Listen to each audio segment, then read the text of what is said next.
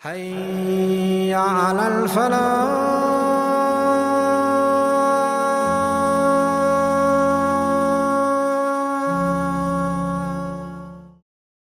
الشيطان الرجيم. بسم الله الرحمن الرحيم.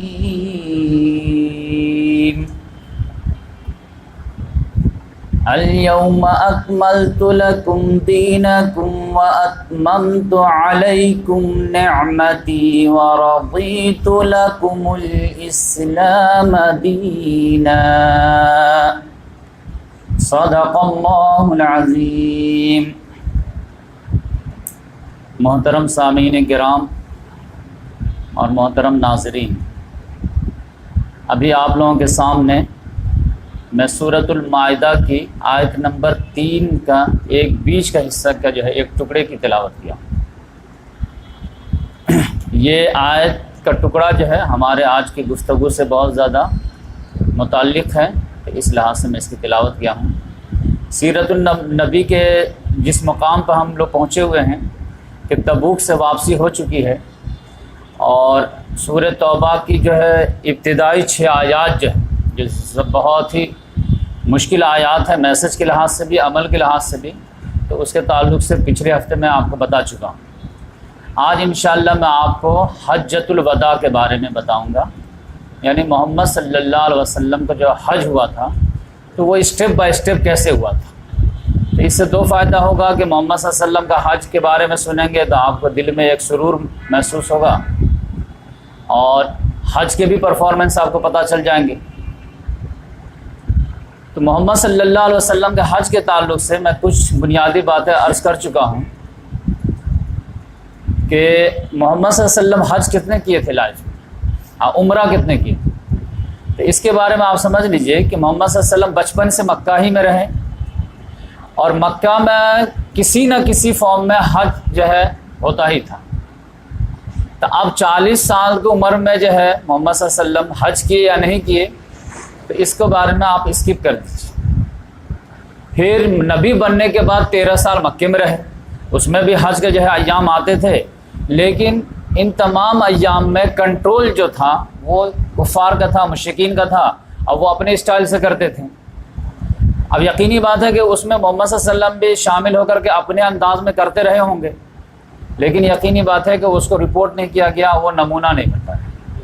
محمد صلی اللہ علیہ وسلم کا جو اصل ہے کہ غلبہ پانے کے بعد جو محمد صلی اللہ علیہ وسلم نے حج کے مناسک کو خود سے ترتیب دی ہے، وہ اصل اہمیت ہے.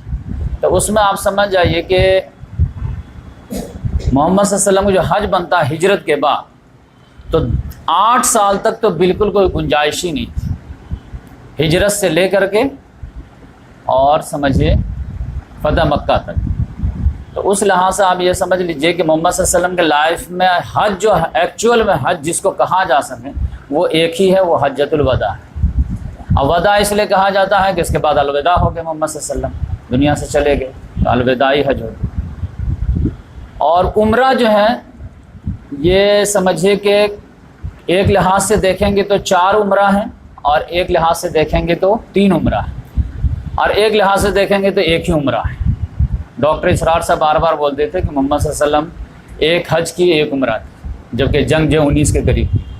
تو لوگ بخاری لا کے پٹک دیتے ہیں کہ دیکھو بخاری میں تو 4 عمرے کی بات ہے، اتنے بڑے اسکالر کو یہ بات نہیں معلوم.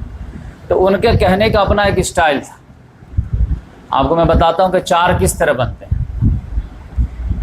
ایک تو آپ جانتے ہیں کہ صلح حدیبیہ کے لیے جو محمد صلی اللہ علیہ وسلم کے خواب دیکھے تھے، تو کفار مکہ نے حدیبیہ کے مقام پر روک دیا، آگے نہیں جانے دیا، کہا کہ ہم مر جائیں گے نہیں دیں گے. اس کی وجہ سے صلح ہو گیا. تو محمد صلی اللہ علیہ وسلم نے اپنے جانور کو حدیبیہ کے مقام ہی پہ قربان کر دیا، اور پھر مکہ نہیں جا سکے، اور ٹی ہو گیا کہ آگے سال آ کر کے آپ عمرہ کر سکتے ہیں. تو اب کچھ لوگ اس کو بھی جوڑ لیتے ہیں کہ نیت سے تو نکلے تھے، بالکل قریب تو پہنچ ہی گئے تھے، تو لہٰذا یہ بھی ایک عمرہ ہوا، جبکہ نہ اس میں طواف ہوا نہ صحیح ہوا، تو پھر عمرہ کیسے ہوا. تو جو جوڑتے ہیں تو ان کا 4 ہو جاتا ہے، اور جو نہیں جوڑتے ہیں تو ان کا 3 رہتا. 3 کیسے؟ اسی معاہدے کے تحت تھا کہ نیکسٹ ایئر آپ آئیں گے اور عمرۃ القضاء کر لیں گے آپ. تو وہ محمد صلی اللہ علیہ وسلم ذی قعدہ کے مہینے میں نیکسٹ ایئر گئے اور وہاں پر جو ہے عمرہ کیے، 3 دن تک مکے میں رہے، پھر آنے جانے میں جو ٹائم لگا. تو یہ اصل میں ایکچوئل عمرہ ہے. جو ڈاکٹر اسرار صاحب کا کہنے کا مطلب یہ تھا کہ محمد صلی اللہ علیہ وسلم سے ایک عمرہ کیے ہیں تو وہ یہی ایک عمرہ ہے. بقیہ 2 عمرہ اور کون ہیں؟ وہ فتح مکہ کے موقع سے جب گئے تھے تو جانتے ہیں کہ حنین کی طرف گئے ہیں، جیرانہ میں جو ہے مال غنیمت کا ڈھیر لگا ہوا تھا، وہاں سے جب بانٹ کر کے آئے ہیں تو پھر محمد صلی اللہ علیہ وسلم نے عمرہ کیا. تو اب یہ سفر جو تھا وہ تو فتح مکہ کا سفر تھا، لیکن اس سے لگے ہاتھ عمرہ بھی کر لیا. یہ سفر عمرہ کا سفر نہیں تھا، یہ فتح مکہ کا سفر تھا. اب جب مکہ پہنچ گئے ہیں تو عمرہ بھی کر لیے. تو اب جو لوگ اس کو کاؤنٹ کرتے ہیں تو اس کے لحاظ سے 3 ہو جاتا ہے. اور پھر ایک جو ہے عمرہ جو ہے، اور آپ کہہ سکتے ہیں کہ یہ جو حجۃ الوداع میں گئے تھے تو محمد صلی اللہ علیہ وسلم عمرہ بھی کیے اور حج بھی کیے. تو اس کو بھی لوگ کہتے ہیں کہ یہ حج کا سفر تھا، حج کے سفر میں عمرہ بھی کر لیے تو بہت اچھی بات ہے. تو ڈاکٹر صاحب کا جو کہنے کا مطلب تھا یہ نہیں تھا کہ ان کو معلوم نہیں تھا کہ یہ جو حجۃ الوداع میں بھی عمرہ کیے تھے اور فتح مکہ کے موقع سے بھی عمرہ کیے تھے. ان کا کہنے کا مطلب یہ تھا یہ تو یہ ایڈیشنل تھا. اصل جو سفر کیے ہیں محمد صلی اللہ علیہ وسلم پرپزفل، وہ عمرہ کے لیے اونلی ایک سفر اور حج کے لیے اونلی ایک سفر. تو یہ میں پورا کلیئر کر دیا تاکہ آپ کو حدیث میں 4 بھی ملیں گے، 3 بھی ملیں گے، بڑے بڑے اسکالر 1 بھی بولیں گے، تو ان کا کہنے کا مطلب کیا ہے یہ بھی آپ سمجھیے. تو اس لحاظ سے جو ہے محمد صلی اللہ علیہ وسلم کا آج حجۃ الوداع کا جو ہے میں آپ کو بیان کروں گا. اور خاص طور سے محمد صلی اللہ علیہ وسلم کے جو خطبے ہیں، 3 خطبات میں آپ کو پیش کروں گا اس سفر میں. 3 جو ہے محمد صلی اللہ علیہ وسلم لیکچر دیے، تو وہ بھی کیا ہے. تو یہ بہت انٹرسٹنگ حدیث ہے، ایک بہت لمبی ہے. حضرت جابر بن عبداللہ رضی اللہ تعالیٰ عنہ سے، اب صحابہ کرام ایک ایک باریک نوٹ کر کے رکھتے تھے. وہ جو ہے حج کے تعلق سے اکثر و بیشتر حدیث جو ہے جابر بن عبداللہ رضی اللہ تعالیٰ عنہ ہی بیان کرتے ہیں. ان کے پاس جو ہے کچھ نوجوان لڑکے آئے جب یہ بہت بوڑھے ہو گئے تھے، یہاں تک کہ نابینا ہو گئے تھے. تو سب سے ہائے ہلے ہوا، نابینا تھے تو ہاتھ ہی سے ٹچ کر کے پتہ کرتے تھے اچھا تم بیٹا کون ہو، تم بیٹا کون. تو جتنے لڑکے آئے تھے سب سے جب ملاقات ہو گئی تو آخر میں جو ہے بولے بیٹا تم کون ہو. تو انہوں نے کہا کہ میں محمد بن علی بن حسین یعنی محمد باقر ہوں. آپ جانتے ہیں کہ علی رضی اللہ تعالیٰ عنہ کے بیٹے حسین تھے اور حسین رضی اللہ تعالیٰ عنہ کے بیٹے علی تھے جن کا نام زین العابدین تھا. اور پھر ان کے بیٹے جو تھے پھر محمد باقر تھے اور ان کے بیٹے جو تھے وہ جعفر صادق تھے. تو ان کے تھرو جو ہے یہ حدیث آئے ہیں. تو یہ بہت مضبوط چینل ہے، اس سے زیادہ مضبوط چینل کیا ہو سکتے کہ اہل بیت کے ذریعے سے آپ تک یہ حدیث پہنچی. تو جعفر صادق رضی اللہ تعالیٰ عنہ نے سنے کن سے؟ محمد باقر سے. محمد بن باقر نے سنا زین العابدین سے، اور زین العابدین نے سنے امام حسین سے، اور امام حسین نے سنے علی رضی اللہ تعالیٰ عنہ سے. اس طرح سے جو ہے حدیث بیان ہے. تو محمد باقر رضی اللہ تعالیٰ عنہ کہتے ہیں کہ میں جو ہے جب میرے سر پہ ہاتھ ڈالے تو بولے بیٹا تم کون ہو؟ تو میں بولا کہ میں محمد بن علی ہوں. تو بولا اچھا.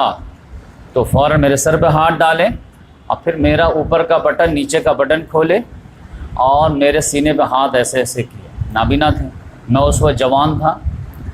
تو ایک محبت شفقت کے اہل بیت کا بچہ ہے، اس پہ ظلم اتنا ہوا ہے تو پیار محبت شو کیے. اس کے بعد بولے کہ بیٹا میں تو بہت بوڑھا ہو گیا ہوں، پوچھو جو بھی پوچھنا ہے.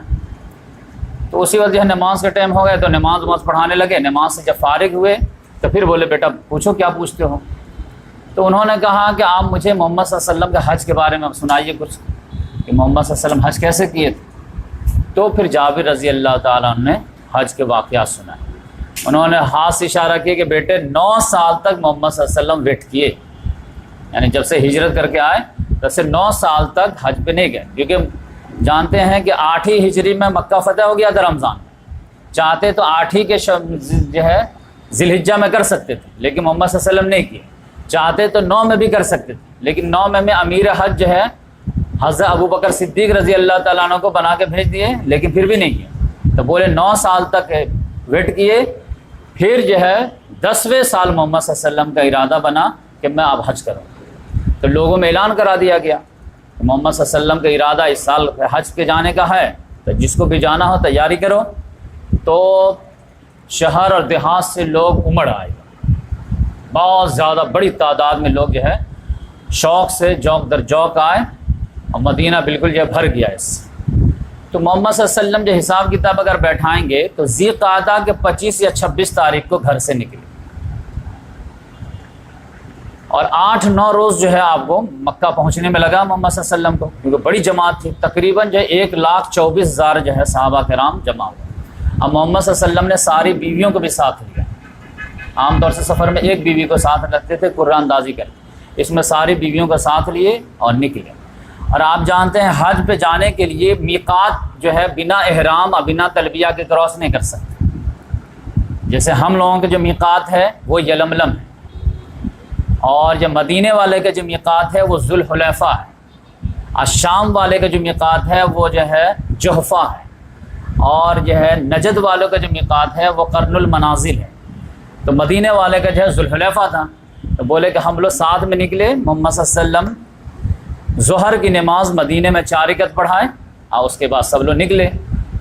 تو ہم لوگ جب جو ہے ذوالحلیفہ پہنچے ہیں تو عصر کا ٹائم ہو گیا، تو وہاں پہ محمد صلی اللہ علیہ وسلم 2 رکعت نماز پڑھا عصر، اور وہیں پہ قیام کیے، اور سمجھے کہ ایک دن وہیں ہولڈ کیا۔ اس کے بعد جو ہے محمد صلی اللہ علیہ وسلم رات میں اپنی بیویوں کے پاس بھی گئے، پھر اس کے بعد صبح میں غسل کیے، اس کے بعد احرام کا کپڑا پہنے، اور اس کے بعد روانہ ہوئے۔ محمد صلی اللہ علیہ وسلم کی ایک اونٹنی تھی، اس کا نام تھا قصوہ، تو قصوہ پر بیٹھ گئے اور پھر چلے۔ تو اب جیسے ہی بیدا کے چڑھائی پر چڑھے ہیں، اونٹنی چڑھی تو سب لوگوں کو نظر آنے لگا ایک دم۔ تو حضرت جابر بن عبداللہ رضی اللہ تعالیٰ کہتے ہیں کہ تا حد نگاہ آگے پیچھے دائیں بائیں آدمی نظر آتا تھا۔ 1,24,000 معمولی بات اس زمانے میں، کوئی سوار ہے، کوئی پیدل ہے، کوئی کیسے بھی ہے، لیکن چل جائیں۔ تو جاتے جاتے جاتے جو ہے 8-9 روز میں 4 ذی الحجہ کو ہم لوگ مدینہ میں چلے۔ مدینہ میں جیسے ہی پہنچے تو محمد صلی اللہ علیہ وسلم جو تلبیہ پڑھنا یہ بیداہی سے شروع کر دیے، لبیک اللہم لبیک لبیک لا شریک لک لبیک ان الحمد والنعمت لک والملک لا شریک لک۔ اے اللہ میں حاضر ہوں، اے اللہ میں حاضر ہوں، اے اللہ میں حاضر ہوں، تیرا کوئی شریک نہیں، تیری ہی لیے نعمت ہے، تیرے لیے حمد ہے، تیرے لیے ملک ہے، بادشاہ، تیرا کوئی شریک نہیں۔ اور تلبیہ میں اوپر نیچے بھی لوگ پڑھ رہے تھے، لیکن محمد صلی اللہ علیہ وسلم کوئی بات نہیں۔ تو اس طرح سے جو ہے مکہ میں جیسے ہی محمد صلی اللہ علیہ وسلم داخل ہوئے ہیں کہ سب سے پہلے جو ہے محمد صلی اللہ علیہ وسلم حجر اسود کے پاس گئے، اور حضرت جابر رضی اللہ تعالیٰ کہتے ہیں کہ ہم میں سے کچھ لوگ جو ہے حج کا ارادہ کیے تھے، کچھ لوگ عمرہ کا ارادہ کیے تھے، اور ہمارے یہاں جو ہے حج عمرہ ایک ساتھ نہیں تصور تھا۔ جاہلیت کے زمانے میں حج کے لیے الگ دن، عمرہ کے لیے الگ دن، تو یا تو کوئی حج کا ارادہ کیا ہوا تھا یا کوئی عمرہ کا ارادہ کیا تھا، دونوں ایک ساتھ کسی کا ارادہ نہیں تھا۔ لیکن محمد صلی اللہ علیہ وسلم ذوالحلیفہ ہی سے بولنا شروع کر دیے کہ بھائی ہم کو اللہ تبارک و تعالیٰ نے میسج دیا ہے کہ اب حج عمرہ ایک ساتھ ہو سکتا ہے، لیکن چونکہ یہ بات گھٹی میں پڑی ہوئی تھی، کبھی سنے ہی نہیں تھے، تو لہٰذا ایک مرتبہ بولنے سے کوئی ہلنے والے نہیں تھے، لہٰذا تھوڑا تھوڑا بولنا شروع کیے محمد صلی اللہ علیہ وسلم، دائیں بگائے بولتے رہے، لیکن اصل پریکٹیکل تو وہاں مکہ میں ہونا تھا۔ کئی حدیث آپ کو ملے گی، اس لیے میں تطبیق بتا رہا ہوں کہ اس کا مطلب کیا ہے، کہ شروع ہی سے محمد صلی اللہ علیہ وسلم تھوڑا سا بول دیے پھر خاموش، تھوڑا سا بول دیے پھر خاموش۔ پھر جب مکہ پہنچے ہیں تو حجر اسود کا جو ہے بوسہ دیے، اور اس کے بعد وہاں سے جو ہے طواف شروع کیے ہیں، تو 7 چکر لگائے ہیں، 7 چکر میں 3 چکر میں رمل کیے، یعنی تیز تیز مطلب پٹک پٹک کے قدم چلنا اور تھوڑا بولڈ انداز میں چلنا، فوجی اسٹائل، اور 4 چکر جو تھا وہ نارمل تھا، پھر 3 4 7 چکر، تو اس طرح طواف مکمل ہو گیا۔ اب جو ہے حجر اسود کے استلام سے شروع ہوا اور حجر اسود پہ آ کر کے فنش ہوا، تو 8 مرتبہ استلام ہو گیا۔ پھر جب طواف مکمل ہو گیا، خانہ کعبہ کے گرد 7 چکر لگانے کو طواف بولتے ہیں۔ جب طواف مکمل ہو گیا تو محمد صلی اللہ علیہ وسلم مقام ابراہیم کے پاس آئے۔ اب مقام ابراہیم کے پاس جیسے ہی پہنچ رہے تھے تو زبان پر ایک الفاظ تھے، وَاتَّخِذُوا مِن مَقَامِ إِبْرَاهِيمَ مُصَلًّى، ابراہیم کے کھڑے ہونے کی جگہ کو مصلی بنائی۔ تو محمد صلی اللہ علیہ وسلم نے خانہ کعبہ کو اور مقام ابراہیم جو سونے کی جالی ہے جس میں پتھر ہے تو اس کو رکھ دیا گیا ہے، تو اس کو خانہ کعبہ اور اپنے بیچ میں رکھا ہے، جیسے ایسے رکھ دیا خانہ کعبہ ہے، اور یہاں پہ آ کر کے نماز پڑھے، تو 2 رکعت نماز پڑھے۔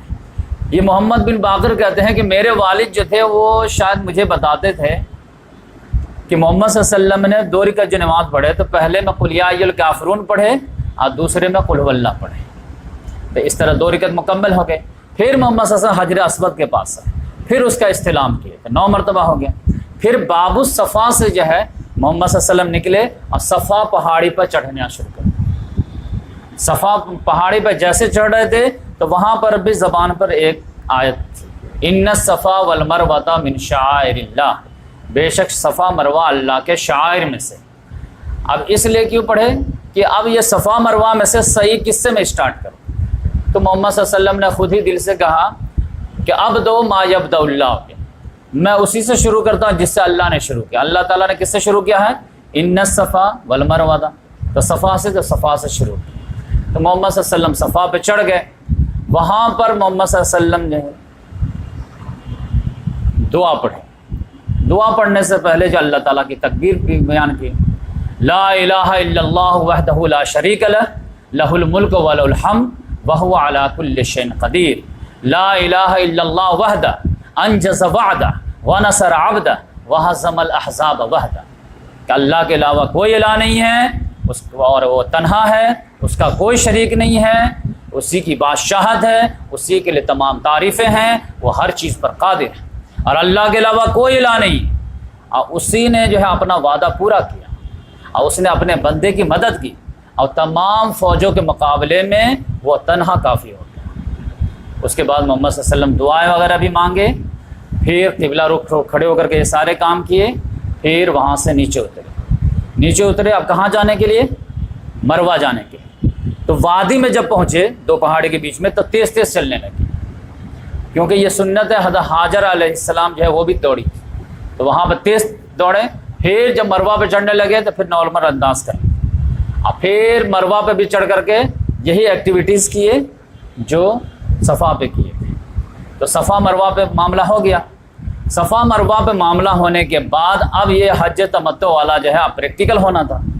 محمد صلی اللہ علیہ وسلم نے فرمایا کہ دیکھو اللہ تبارک و تعالیٰ نے مجھے وحی کی ہے، اور اگر مجھے معلوم ہو رہتا تو میں جو ہے اس سے پہلے انتظام کرتا کہ میں جو ہے ہدی کا جانور میں مدینہ سے لے کر کے آیا، تو لہٰذا میں تو احرام نہیں کھول سکتا، احرام کے کنڈیشن سے باہر نہیں آ سکتا۔ تم میں سے جو لوگ بھی قربانی کا جانور ساتھ نہیں لائے ہیں تو وہ لوگ احرام کھول لیں، اور ابھی آج 4 تاریخ ہے، 5 دن فری سے رہیں، جب پھر 8 تاریخ آئیں گے تو اس کے بعد پھر احرام باندھ لیں گے، تو اس کو تم لوگ عمرہ بنا لو، اور اس کے بعد جو ہے 8 تاریخ سے حج بنا لیں گے، اور تم لوگ احرام کی پابندی سے آزاد ہو جاؤ۔ 4 دن تمہارے پاس ٹائم ہے، اپنے گھر پہ جاؤ، بیویوں کے پاس جاؤ، جو دل میں آتا ہے جائز کام کرو، کوئی مسئلہ نہیں۔ لیکن صحابہ کرام اس کے لیے تیار ہی نہیں ہے، کیونکہ یہ بات تو عقل میں آتی ہی نہیں تھی۔ پھر مسئلہ یہ تھا کہ پریکٹیکل محمد صلی اللہ علیہ وسلم کر نہیں رہے تھے۔ ابو بکر بھی جو ہے ہدی کا جانور لائے تھے، عمر فاروق بھی لائے تھے، طلحہ بھی لائے تھے، زبیر بھی لائے تھے، ٹاپ موسٹ صحابی تو ادھر تھے۔ اب محمد منہ سے کہہ رہے ہیں کہ تم لوگ کم سے کم کھول لو احرام، میں تو نہیں کھول سکتا، میں مجبور ہوں۔ اب پریکٹیکل میں ہو نہیں رہا تو کوئی ہل ہی نہیں رہا۔ اب یہ بھی مسئلہ سمجھ لیجیے کہ یہ ہدی کا جانور لانا جو کیا ہے، یہ قرآن میں سورہ حدیبیہ، یہ صلح حدیبیہ جب ہوئی تھی نا، تو اسی وقت ایک آیت نازل ہوئی تھی کہ جو آدمی ہدی کا جانور لے کر کے اپنے گھر سے چلے گا تو اس میں ایک آیت اللہ تعالیٰ نے آرڈر دیا تھا، وَلَا تَحْلُقُوا رُؤُوسَكُمْ حَتَّى يَبْلُغَ الْهَدْيُ مَحِلَّهُ، کہ تم لوگ اپنے سر کا حلق نہیں کرا سکتے جب تک ہدی کا جانور اپنی جگہ نہ پہنچ جائے۔ تب بولے میں ہدی کا جانور لے کے چلا ہوں، تو اب جب تک اس کو اپنی جگہ پہ نہ پہنچا دوں یوم النحر کو، تب تک میں تو نہیں کر سکتا ہوں، تو میں تو جو ہے اس کے قانون کے تحت، اس آیت کے تحت باؤنڈ ہوں۔ تم لوگ تو نہیں لائے ہو نا ہدی کا جانور، تو تم لوگ کر لو ایسا۔ تو کوئی آدمی ہل نہیں رہا تھا، ایون کہ محمد صلی اللہ علیہ وسلم غصے سے آ گئے حضرت عائشہ رضی اللہ تعالیٰ عنہ کے بعد۔ اب بولے کہ لوگوں کو کیا ہو گیا ہے کہ میں ایک بات کہہ رہا ہوں بات سن ہی نہیں رہے۔ انہوں نے کہا کیا؟ انہوں نے تو ڈائریکٹ بد دعا دی، یا رسول اللہ جو آپ کی بات نہ کرے جہنم میں جائے. کہا دیکھو میں کہہ رہا ہوں کہ اللہ تعالیٰ نے میرے پہ وحی نازل کی ہے کہ اب جو ہے عمرہ کر سکتے ہیں، جو لوگ حج کے لیے قربانی نہیں لائے ہیں تو وہ آرام سے کر سکتے ہیں، لیکن کوئی ماننے کے لیے تیار نہیں ہے. پھر محمد صلی اللہ علیہ وسلم پھر دوبارہ سمجھائے، تب سب لوگ سمجھے، کیونکہ تھوڑا سا سختی کی. ایون کہ آپ دیکھیے علی رضی اللہ تعالیٰ عنہ جو تھے وہ یمن گئے ہوئے تھے محمد صلی اللہ علیہ وسلم کے لیے قربانی کا جانور لانے کے لیے. وہ جب قربانی کا جانور لے کر کے آئے تو اپنی بیوی فاطمہ کو دیکھے کہ ماں جو ہے ڈریسنگ میں ہے، مطلب رنگین کپڑا پہنے ہوئے ہیں، خوشبو لگائے ہوئے ہیں، تو غصہ آ گیا کہ تم یہ کیا احرام کی حالت میں یہ کیا. انہوں نے کہا میرے والد نے مجھے اس کی اجازت دی. اب ان کو یقین ہی نہیں ہوا ایسا کیسے ہو سکتا ہے. وہ بولے کہ میں گیا محمد صلی اللہ علیہ وسلم کے پاس کیا، ایسا کیسے، ایک تو جو ہے غلط کام کی احرام میں یہ بناؤ سنگار کی ہے، اور دوسرا جو ہے میں پوچھا ہوں تو آپ کا نام لگا دیا. تو میں گیا جا کر کے بولنے کی، لیکن جیسے محمد صلی اللہ علیہ وسلم کو بتایا میں کہ دیکھیے فاطمہ نے ایسے سے کیا ہے، میں بولا ہوں تو آپ کا نام کہ نہیں اس نے سچ کہا، میں ہی بولا ہوں. تو یہ حج تمتع والا بڑا کنٹروورشیل ہے، میں انشاءاللہ اس پہ ایک لیکچر دوں گا. اب آئرانی افیت کہیں یا کیا کہیں، حضرت ابو بکر، حضرت عمر فاروق، حضرت عثمان، حضرت زبیر اکثر و بیشتر اس پر بینڈ لگائیں. عجیب مسئلہ. آج کے دور میں یہ اجماع ہوا، نہیں تو یہ پولیٹیکل اسلام میں ہمیشہ کنٹروورشل تھا. جو بھی حکومت میں آتا تھا وہ بینڈ لگاتا تھا. اب کیوں لگاتا تھا وہ الگ ایک سیپریٹ لیکچر ہے اور پورا میں بتاؤں گا انشاءاللہ. ابھی یہاں پہ اسکپ کر. تو محمد صلی اللہ علیہ وسلم نے علی رضی اللہ تعالیٰ عنہ سے پوچھے کہ تم نے کیا نیت کی. تو انہوں نے کہا میں نے تو کہا کہ اللہم احل ما احل رسول، میں وہی نیت کرتا ہوں جو تیرے رسول نے نیت کی. تو بولے میں تو نیت کیا ہوں جو ہے ہدی کے جانور کے ساتھ. تو بولے کہ تم بھی اب احرام نہیں کھول سکتے، تم بھی میرے طرح رہو. بقیہ لوگ جو ہے احرام سے باہر آ گئے اور پھر محمد صلی اللہ علیہ وسلم نے جو ہے دعا دیے اللہم ارحم المحلقین. تو صحابہ نے کہا والمقصرین یا رسول اللہ، یعنی دونوں بول ملائیے اللہم ارحم المحلقین والمقصرین. اللہ تعالیٰ حلق کرانے والوں کو بھی، بال کٹنگ کرانے والوں کو بھی جو دونوں پہ رحم کر. محمد صلی اللہ علیہ وسلم نہیں، پھر بولے اللہم ارحم المحلقین. پھر صحابہ نے کہا مقصرین یا رسول اللہ، پھر نہیں بولے اللہم ارحم المحلقین.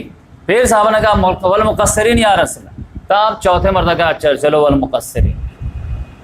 تو یہ آپ محمد صلی اللہ علیہ وسلم ہم سمجھ سکتے ہیں کہ مراد کیا تھے کہ لوگ جو ہے حلق کرائیں، لیکن چوتھے مرتبہ بول کر کے کم سے کم جو ہے آج کے دور میں جو آفس وغیرہ میں کام کرتے ہیں ان کی جان بچ گئی، ورنہ عمرہ کر کے ٹکلا ہو کے آتے تو آفس والے لیتے ہی نہیں. تو دونوں گنجائش، یہ جو کہتے ہیں نا کہ دین جو آسان ہے، دین میں وسعت ہے، امت محمدیہ بآسانی کی گئی ہے، تو اسی سب چیزوں میں آسانی دی گئی. ورنہ ہارڈ اینڈ فاسٹ رہتا کہ نہیں جو جائے گا ٹکلا ہو کے آئے گا، تو پھر کتنے لوگوں کو بال کتنی عزیز ہوتی ہے آپ اس کا تصور کر سکتے ہیں. تو اس لحاظ سے جو ہے اکثر و بیشتر صحابہ کرام جو ہے حلق کرائیں، کچھ لوگ قصر بھی کرائیں. اب وہ لوگ احرام سے باہر آ گئے. اب محمد صلی اللہ علیہ وسلم بھی اب حج کے احرام جو ہے دنوں کے انتظار کرنے لگے، مکہ سے دور ہو کر کے قیام کیے تھوڑے سے. اس کے بعد جب 8 تاریخ آئی، 8 تاریخ کو آپ کہتے ہیں یوم الترویہ، سیراب کرنے کا دن. یعنی اونٹ کو پانی وانی پلا کر کے اسٹاک کر دیا جاتا ہے، کیونکہ 5-6 دن جو ہیکٹک جو ہے ڈے رہتا ہے، تو پتہ نہیں پانی کا موقع ملے نہ ملے، تو اونٹ کو تیار رکھو. تو جب 8 تاریخ ہوئی تو محمد صلی اللہ علیہ وسلم جو ہے مینا کے لیے سب لوگوں کو کہے کہ سب لوگ آؤ.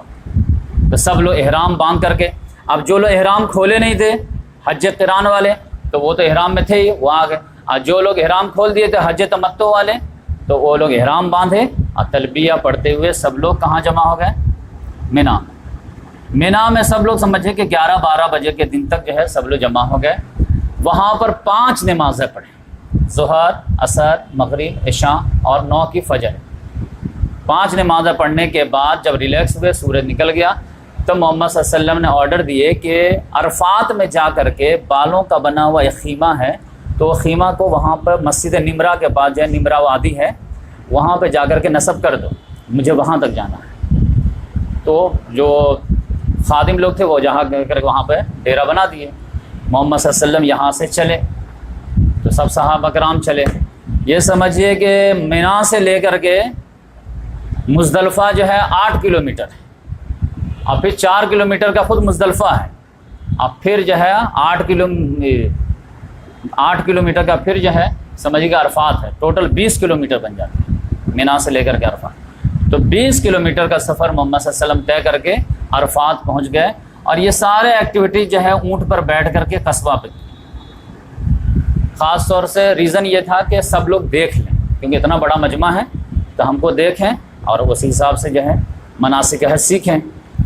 جب عرفات پہنچے ہیں تو خیمہ لگا ہوا تھا، تو خیمہ پہ اترے، پھر جو ہے تھوڑا سا ریلیکس ہوئے، اس کے بعد بولے کہ ایسا کرو کہ قصبہ اونٹنی کو جو ہے تیار کرو، اس پہ زین وغیرہ کس دو، اس پر بیٹھ کر کے میں خطبہ دوں۔ تو سمجھے کہ 12 ساڑھے 12 1 بج ہی گئے ہوں۔ تو محمد صلی اللہ علیہ وسلم خطبہ کے لیے کھڑے ہوئے اور سارے لوگوں کو جمع کر، اب یہ سمجھے کہ یہ لائف ٹائم اچیومنٹ، محمد صلی اللہ علیہ وسلم نے خطبہ دیا، بہت ہی شارٹ اینڈ بہت ہی سوئٹ، اور 1,24,000 کا مجمع۔ اب اس زمانے میں جو اسپیکر وغیرہ تو تھے نہیں، تو ابھی یہاں سے میں تقریر کیا تو پھر جو ہے کچھ دور کے بعد جو ہے وہ جیسے نماز میں جو ہے کبھی لائٹ چلی جاتی ہے تو اللہ اکبر سمی اللہ لمن حمدہ ایسے کہتے، ویسے مکبر حضرات جو ہے آگے بڑھا رہے تھے، تو محمد صلی اللہ علیہ وسلم ہر بات کو 3 مرتبہ ریپیٹ کر رہے تھے، اس طرف بھی بولتے تھے، اس طرف بھی بولتے تھے، پھر اس طرف بھی، تینوں طرف لوگ تھے۔ تو اس میں محمد صلی اللہ علیہ وسلم نے فرمایا، اب خطبے وغیرہ کے الفاظ پہ غور کیجیے کہ الوداعی خطبہ ہونے جا رہا ہے، یعنی لائف کا جو آخری خطبہ ہے۔ اب اس میں یقینی بات ہے کہ جو سب سے اہم جو ہے دین کی بنیاد ہوگی وہی بیان کی جائے گی۔ یہ تو ایک اندھا آدمی بے وقوف بھی سمجھ سکتا ہے کہ جو موسٹ امپورٹنٹ ہوگی نبی کے نظر میں وہی بات ہوگی۔ تو آپ دیکھ لیجئے موسٹ امپورٹنٹ کیا تھا۔ محمد صلی اللہ علیہ وسلم نے فرمایا، ان دماءکم و اموالکم حرام علیکم کحرمت یومکم ھذا فی شہرکم ھذا فی بلدکم ھذا، بے شک تمہارا خون اور تمہارے مال حرام ہے تم لوگوں پر، وہ ایسے ہی حرام جس طرح آج کے دن اس مہینے میں اس جگہ پہ حرام، یعنی جس طرح آج کا دن کتنا مقدس، یہ شہر جو ہے مکہ کتنا مقدس، یہ مہینہ جو ہے کتنا مقدس، تو جتنا مقدس آج عرفہ کا دن ہے، جتنا مقدس خانہ کعبہ میں جو ہے شہر مکہ ہے، اور جتنا مقدس ذی الحجہ ہے اشہر حرم میں ہے، اتنا ہی مقدس ایک مسلمان کا خون اور مال ہے۔ یعنی کسی کو ناحق خون کر دیا نا تو سمجھ جائیے کہ اس نے جیسے کہ خانہ کعبہ کو حرمت کو بٹے لگا، بلکہ ایک حدیث میں تو یہاں تک ہے کہ خانہ کعبہ کو تباہ کر دینا جو ہے کم بڑا جرم ہے بنسبت کسی ایک مسلمان کے خون ناحق بہا دینے سے۔ پھر محمد صلی اللہ علیہ وسلم ان دماءکم و اموالکم حرام علیکم کحرمت یومکم ھذا فی بلدکم ھذا فی شہرکم ھذا۔ اور پھر محمد صلی اللہ علیہ وسلم نے فرمایا، الا کل شیء من امر الجاہلیہ تحت قدمی موضوع، جاہلیت کے تمام رسم و رواج ہمارے دونوں قدموں کے نیچے۔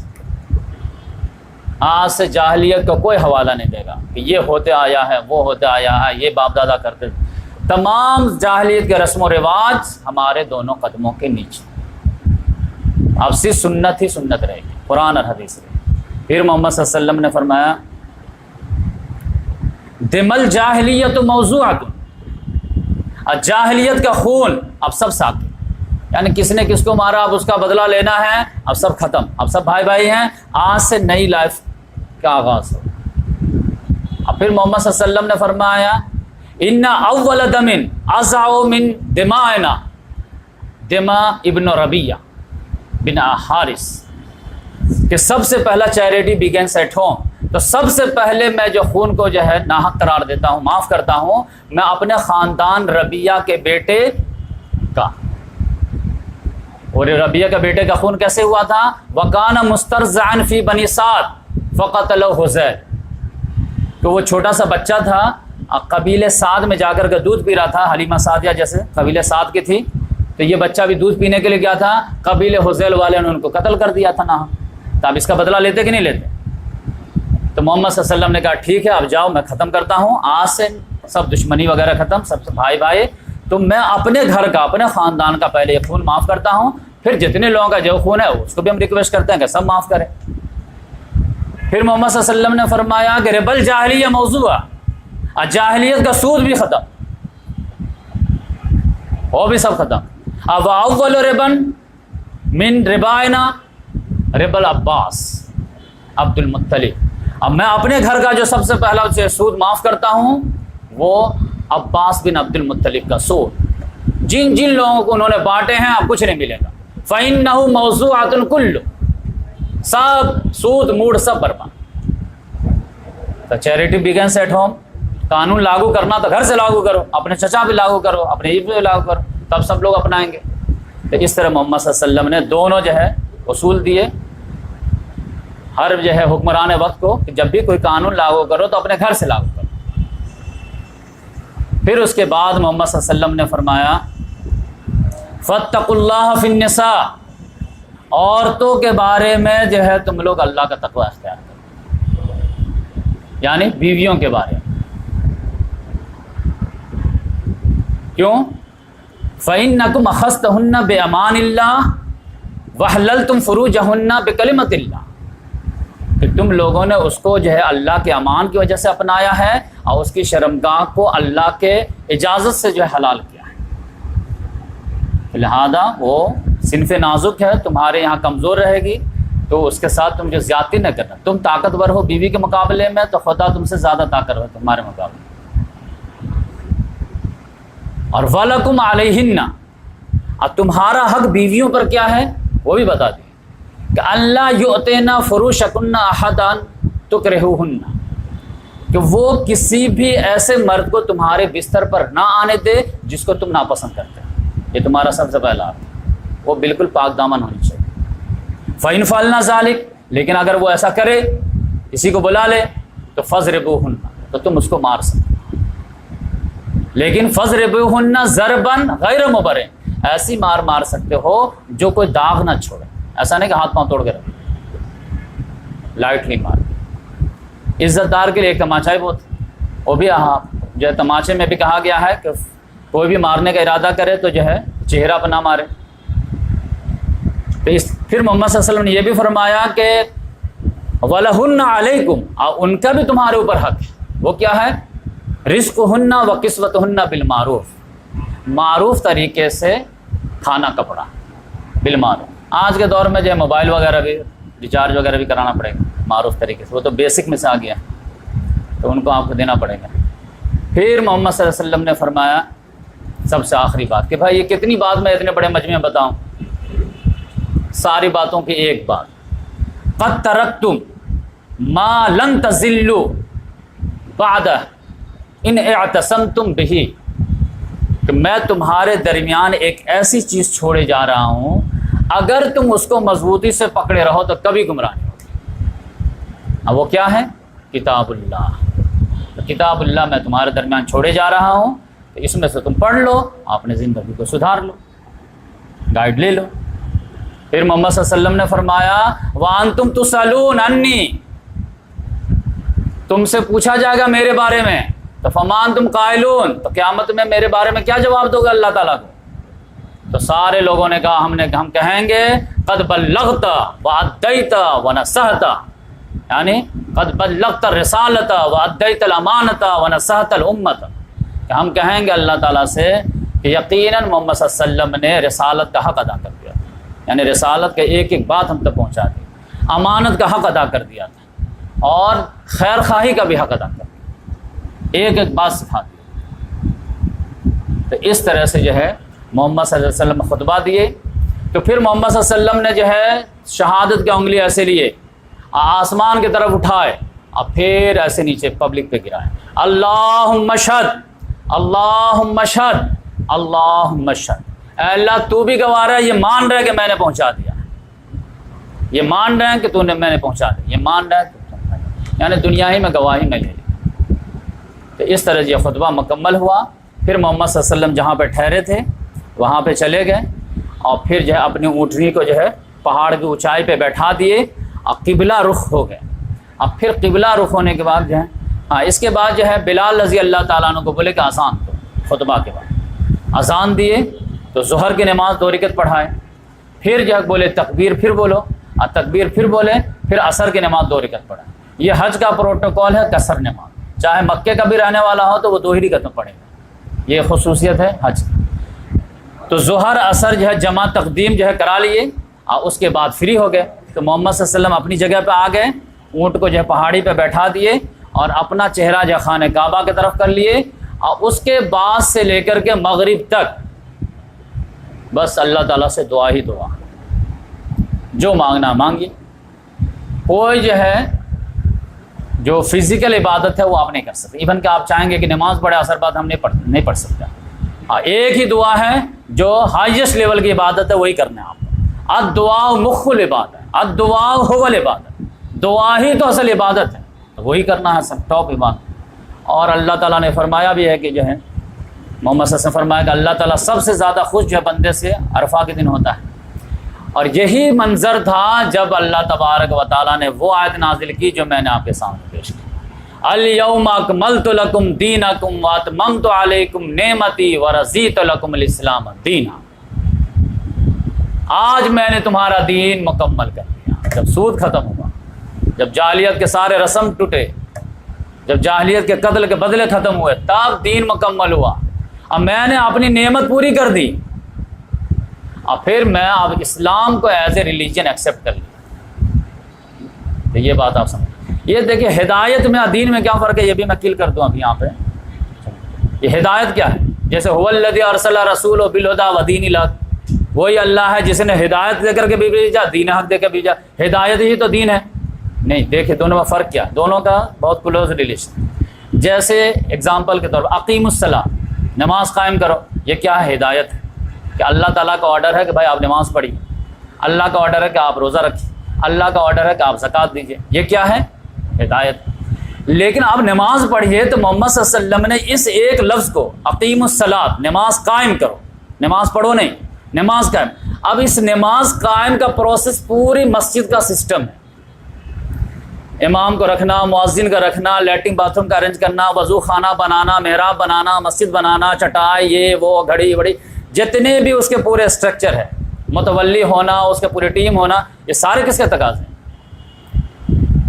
یہ کیا ہے؟ نظام ہے۔ نماز قائم کرنے کے لیے کوئی بھی نماز پڑھنے آئے گا تو اس کو استنجا تو لگے گی وضو سے پہلے، کہاں جائے گا؟ پھر گھر جائے گا تو وہاں اٹیچ لیٹرن باتھ روم ہونا چاہیے۔ نماز پڑھنے آئے گا وضو کرنے کہاں جائے گا؟ تو وضو خانہ وہاں پہ ہونی چاہیے۔ نماز پڑھے گا تو کہاں پہ کرے گا؟ تو چٹائی ہونی چاہیے۔ کوئی نماز پڑھانے کے لیے کوئی ایک تو ہونا چاہیے، تو ایک امام ہونا چاہیے، ایک مؤذن ہونا چاہیے۔ جو بھی پورے نظام کا سسٹم ہے وہ کس وجہ سے؟ اقیم الصلاۃ ہی کے تقاضے کو پورا کرنے کے لیے۔ تو یہ اقیم الصلاۃ ایک ہدایت تھی، اقیم الصلاۃ کے بیس پہ پورا نظام کھڑا ہو گیا۔ آتوا الزکوٰۃ، زکوٰۃ ادا کرو، لیکن پھر زکوٰۃ کا پورا نظام ہے، کس کو دینا ہے، کس کو نہیں دینا ہے، کب دینا ہے، پھل میں کتنا دینا ہے، کیش میں کتنا دینا ہے، سونا میں کتنا دینا ہے، کس کو نہیں دینا ہے، 8 کو دینا ہے، 8 میں سے ریشیو پروپورشن کیا ہوگا، یہ سارا نظام ہے کہ نہیں؟ تو یہ نظام ایک ہدایت کے اوپر جو اس کو جب آپ کھولیں گے، اس کو جب زمین پر اتاریں گے تو پھر ایک نظام طے ہوگا۔ تو محمد صلی اللہ علیہ وسلم دونوں کر کے گیا کہ نہیں؟ یہ تو نہیں تھا کہ اقیم الصلاۃ، لو میں نے اقیم الصلاۃ، چلا میں، آتوا الزکوٰۃ، لو میں چلا۔ کہ اقیم الصلاۃ کے اوپر پورا نظام ڈیٹیل میں دے کر کے گیا کہ نہیں پریکٹیکل؟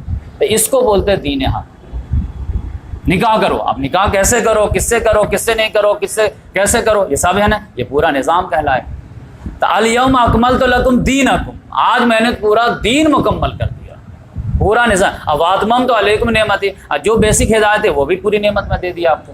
ورضیت لکم الاسلام دینا، اور اب ایز اے ریلیجن اسلام کو میں نے ایکسیپٹ کر لیا ہے کہ اسلام کے راستے سے جو آئے گا وہ ایکسیپٹیبل ہوگا ہمارے یہاں، باقی کسی بھی راستے سے کتنی بھی قربانی دے گا ریجیکٹ ہو جائے گا میرے یہاں۔ اسی لیے کہا دیا اللہ تعالیٰ ان الدین عند اللہ الاسلام، اللہ کے نزدیک ایکسیپٹیبل دین اونلی اینڈ اونلی اسلام ہے، باقی کسی راستے سے تم پیشانے رگڑ کے آ جاؤ گے پھر بھی ہم نہیں مانیں۔ چچا ابو طالب جب جہنم سے نہیں بچ پائے تو آپ کون بچ پائے؟ کیوں؟ اسلام کے راستے سے نہیں آئے، ورنہ ان سے زیادہ جو نیک سیرت تو کوئی نہیں نظر آتا۔ تو اس لحاظ سے جو ہے میں سوچا کہ لگے ہاتھ یہ بھی کریں۔ اس کے بعد محمد صلی اللہ علیہ وسلم مغرب تک بیٹھے رہے، جب شام کی جو ہے زردی جو ہے وہ زائل ہو گئے، سورج کا ٹکیا بھی جو ہے گم، تب جو ہے محمد صلی اللہ علیہ وسلم وہاں پہ جو ہے عرفات میں نماز نہیں پڑھے مغرب، اور اونٹ پہ سوار ہوئے، اب پیچھے جو ہے اسامہ بن زید رضی اللہ تعالیٰ عنہ کو بیٹھا ہے، اور پھر وہاں سے چلے اور چل کر کے مزدلفہ آئے، مزدلفہ میں قیام کیے، تو پھر وہاں پہ محمد صلی اللہ علیہ وسلم نے اذان اور 2 اقامت کے ساتھ مغرب اور عشاء کی نماز پڑھی۔ نماز پڑھنے کے بعد جو ہے پھر محمد صلی اللہ علیہ وسلم دن بھر کے تھکے ہوئے تھے تو آ کر کے سو گئے، اور فجر میں اٹھے، اور فجر میں اٹھ کر کے پھر اذان ہوئی، اقامت ہوئی، نماز پڑھائے۔ اب یہ مزدلفہ میں ہونا، قریش والے سوچ ہی نہیں رہتے کہ محمد صلی اللہ علیہ وسلم مشعر حرام کو کراس کریں، کیونکہ جاہلیت کے زمانے سے وہ لوگ جو ہے جب مینا سے نکلتے تھے تو مزدلفہ سے آگے نہیں جاتے تھے، عرفات نہیں جاتے تھے، کہتے تھے باہری لوگ تم لوگ جاؤ، ہم لوگ یہیں رہیں۔ تو محمد صلی اللہ علیہ وسلم لیکن عرفات تک گئے۔ اب بولے کہ حج تو نام ہی عرفہ کا، حج عرفہ نہیں آئے گا تو اس کا حج ہی نہیں ہوگا۔ تو رات جو ہے یہ مزدلفہ میں گزارے اوپن ایئر میں۔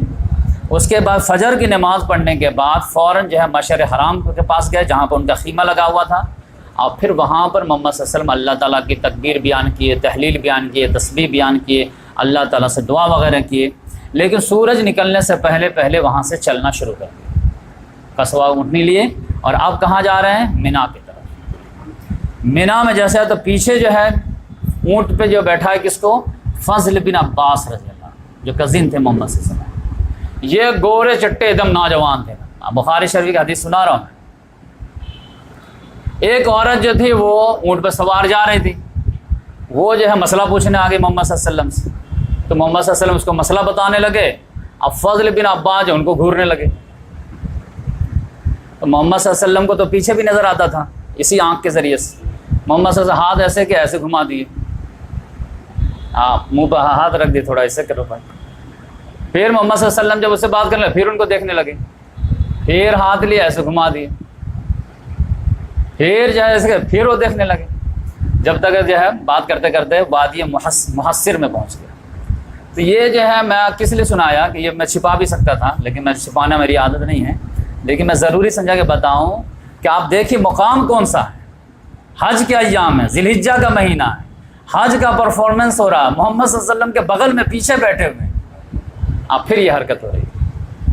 یہ بات اس لحاظ سے کہ یہ جو لوگ سمجھتے ہیں کہ جس نے محمد صلی اللہ علیہ وسلم کو ایک مرتبہ دیکھا اس کو تقویٰ کی جو ہے چپ لگ گئی، تو یہ بات نہیں۔ ہر آدمی کو محنت کرنی پڑتی ہے، اپنے آپ کو کنٹرول کرنا اتنا آسان، ایک دن کا گیم کچھ تھوڑے نا۔ جو عام طور سے ہمارے یہاں بچپن میں تو ہمارے ذہن میں یہی تھا کہ سارے صحابہ کرام لگ بھگ فرشتے تو تھے ہی، ان سے تو گناہ ہو ہی نہیں سکتا۔ ایسے ماحول بنا دیا گیا ہے کہ بھائی وہ لوگ معصوم عن الخطا، ان سے تو آپ دیکھ لیجئے، یہ تو بخاری مسلم شریف کی حدیث۔ یہ انسان تھے، نوجوان تھے، بولتے تھے سب سے گورے چٹے تھے، ایک دم بہت ہی، تو غلطی ہو گئی، کوئی مسئلہ نہیں۔ انسان جو ہے خطا نسیان کا پتلا ہے، اس سے جو ہے اب ایک جھلک دیکھنے سے یا گھورنے سے پوری ان کی زندگی کی نیکی تو داؤ بنے لگ جائے گی نا۔ اور پھر جو ہے اللہ تعالیٰ نے کہا کہ اگر کوئی صدق دل سے توبہ کر لے تو پھر ویسے ہو جاتا کہ گویا گناہ کیا ہی نہیں۔ لیکن یہ بات اللہ تعالیٰ نے کرا کے دکھا دیا کہ عقیدہ درست ہو جائے کہ بھائی معصوم جو ہوتے ہیں وہ سے انبیاء کرام ہوتے ہیں، ان کے دیکھنے والے نہیں ہوتے، بقیہ سب انسان خطا کا پتلا ہے۔ تو اس کے بعد محمد صلی اللہ علیہ وسلم جو ہے وادی کو جو لیے، جمرہ جو ہے کبرا جو تھا اس کی وادی لی، اب وہاں پر آ کر کے جو ہے پتھر جمع کر لیے تھے، چھوٹے چھوٹے کنکر، یہ سمجھے کہ چنا کے برابر، اور پھر اس کو جو ہے نشیب میں آ کر کے مارنا شروع کیے۔ 7 پتھر مارے اس کو، اور ہر پتھر کے ساتھ اللہ اکبر اللہ اکبر اللہ اکبر کہتے پتھر مارے۔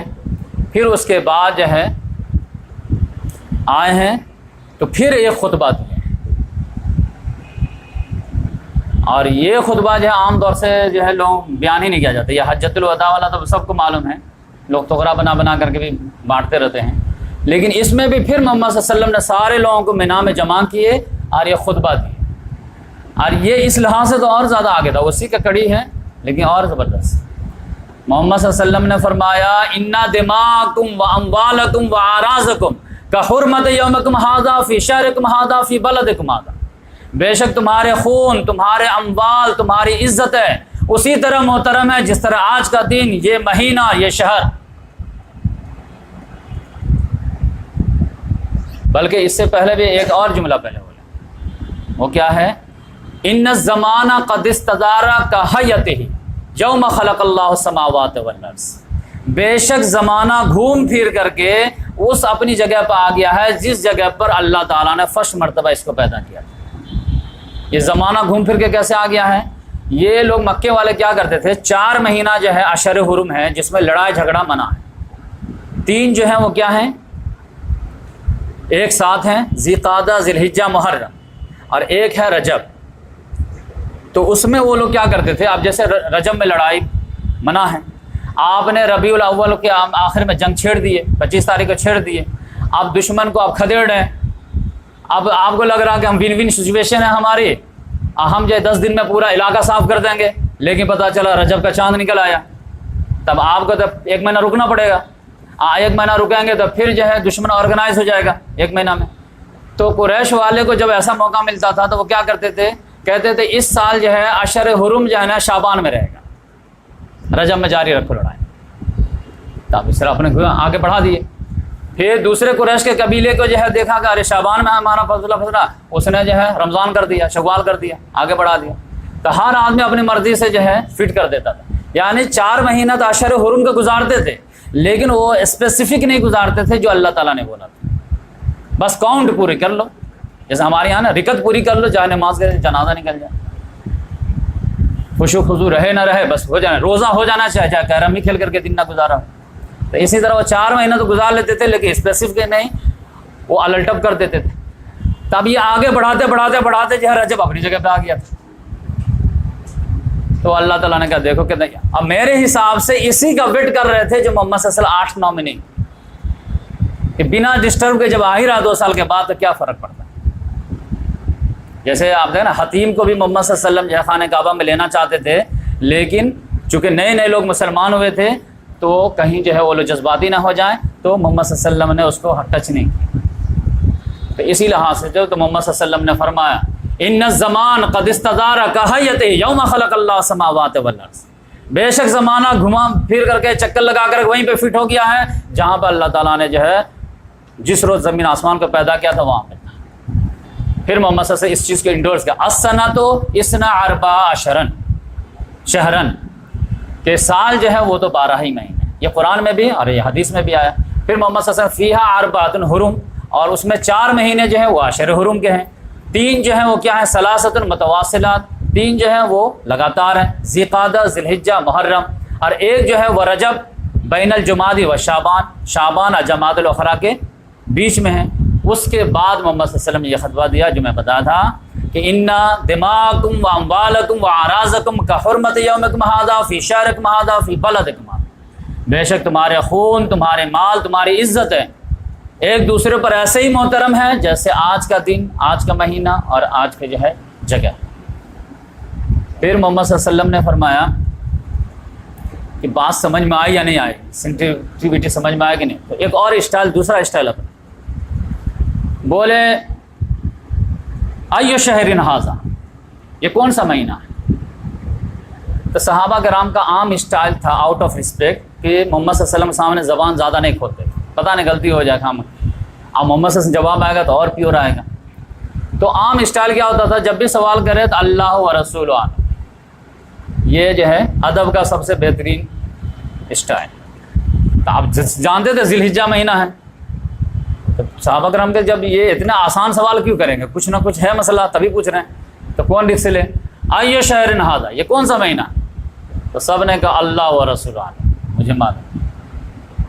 تو محمد صلی اللہ علیہ وسلم خاموش رہے، بالکل سناٹا چھا گیا، یہاں تک صحابہ کرام کہتے ہیں کہ ظننا انہ سیسمیہ بغیر اسم، ہم لوگ کو لگا کہ لگتا ہے کہ محمد صلی اللہ علیہ وسلم اس ذی الحجہ کا نام چینج کر کے کوئی اور نام رکھے، اسی لیے پوچھے ہیں۔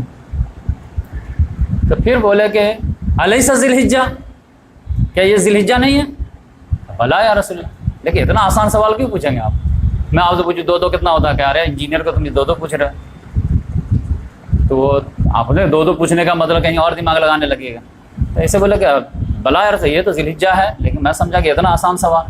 پھر محمد صلی اللہ علیہ وسلم نے فرمایا فی ای بلد ھذا، یہ جگہ کون سی؟ پھر صحابہ کرام نے کہا اللہ و رسول۔ پھر محمد صلی اللہ علیہ وسلم خاموش رہے، سارا سناٹا ایک دم چھایا ہوا ہے، 1 لاکھ سے۔ پھر محمد صلی اللہ پھر کہتے کہ مجھے گمان ہوا ظننا انہ سیسمیہ بغیر اسم ھذا، محمد صلی اللہ علیہ وسلم نے فرمایا الیس البلد، بلد امین نہیں ہے کیا یہ؟ کیا بلا یا رسول اللہ۔ پھر تیسرا سوال فی ای یوم ھذا، آج دن کون سا ہے؟ پھر صحابہ کرام نے کہا کہ اللہ و رسول عالم۔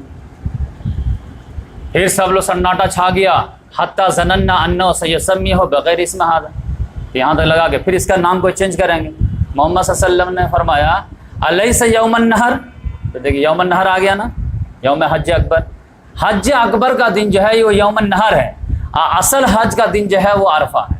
یہی بات سمجھ لی، اسی لیے کہا گیا تھا نا برات من اللہ و رسول الی الناس یوم، برات من اللہ و رسول الذین عاہدتم من المشرکین فسیحوا فی الارض اربعۃ اشہر واعلموا انکم غیر معجز اللہ وان اللہ مخزی الکافرین واذان من اللہ و رسول الی الناس یوم الحج الاکبر۔